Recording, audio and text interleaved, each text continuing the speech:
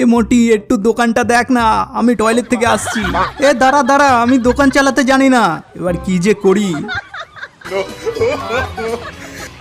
বোন, এক বোতল চিলি সস দাও তো।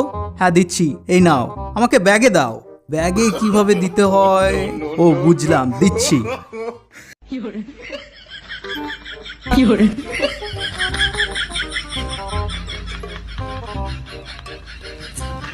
এই নাও, দিয়ে দিয়েছি। আরে তুমি কি পাগল? এভাবে আমি নিয়ে যাব? তোমার কাছেই রাখো তোমার সস।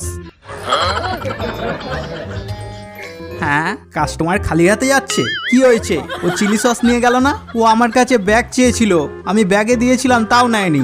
আরে পাগল মেয়ে, সসের বোতলটা ব্যাগের মধ্যে দিতে হতো।